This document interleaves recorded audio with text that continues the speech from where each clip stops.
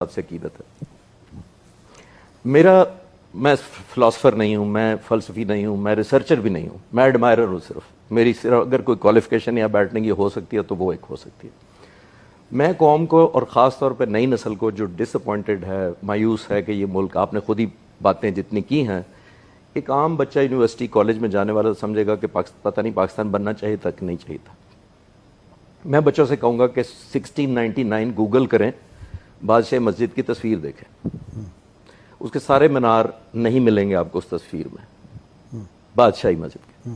सिखों और अंग्रेज़ों की लड़ाई हुई और इस शक की बुनियाद पर कि इन मज़ारों इन मीनारों के ऊपर तोपें गाड़ी गई हैं, ज़मीन से फायर करके तोपें चलाई गई और मीनार शहीद कर दिए गए। अच्छा।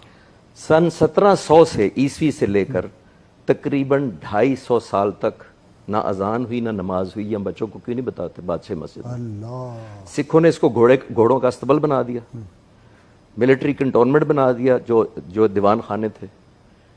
इसलिए हमें मुल्क चाहिए था, इसलिए हमें ज़्यादा मकरूज हैं हम जना साहब के।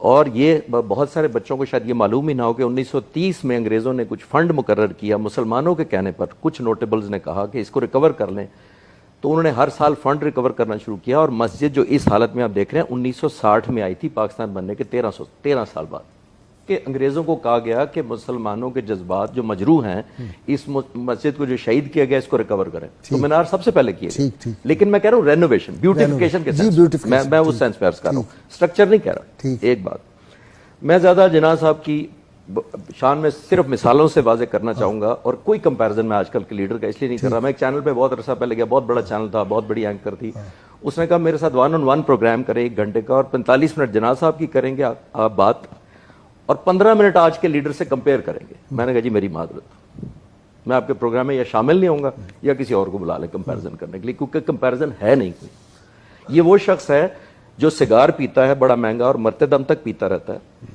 एक दफा आखिरी दिनों में जियारत में थे, कव्वे और शाहीन का कोई मुकाबला हो सकता है? कोई मुकाबला नहीं। मैं मिसालों से साबित करने की कोशिश करता हूँ। आखिरी दिनों में जियारत में थे, निढाल रहते थे और ज्यादातर नींद बेहोश रहते थे, बात भी नहीं पूरा दिन कर सकते थे कमजोरी की वजह से और बीमारी की वजह से। थोड़े से फ्रेश थे, लॉन में बैठे होते, एडीसी को बुलाया, उसको कहते हैं मेरा सिगार का बिल लेके आओ।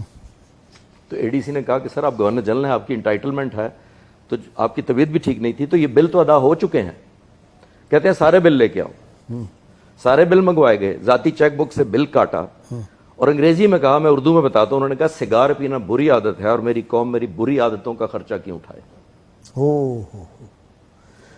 आखिरी दिनों में खाना पीना छोड़ दिया भाई साहब। हजरत यहाँ बाथरूम वो देखे ना कि जब वो पहली कबीना की मीटिंग हुई तो उन्होंने कहा जी कि वो चाय और फलाना, तो उन्होंने कहा ये घर से नाश्ता नहीं करके आते, घर से नहीं पी के आते चाय।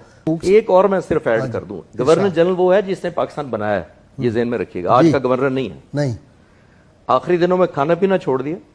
फातिमा जना को फिक्र हुई, डॉक्टरों ने कहा कि आप किसी तरह खिलाएं क्योंकि इनकी जिंदगी को कमजोरी से ज्यादा खतरा है बीमारी की निस्बत। तो वजन कम होता जा रहा है। बहुत सारे लोगों को शायद पता ही नहीं होगा कि 80 पाउंड वजन था उनका वफात पे।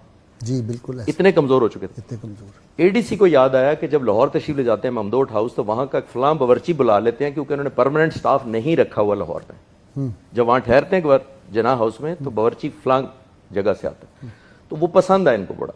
उसने फातिमा जना से कहा क्यों ना हम उस बावर्ची को ज़ियारत बुला लें, उससे खाना बनवाएं, शायद खा लें। तो पूछने का पता था कि इजाज़त नहीं मिलेगी।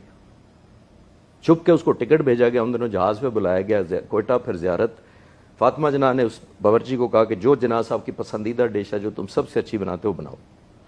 बगैर बताए वो बहन खाना ले गई अंदर, जिद करके बहन ने कहा चख लें।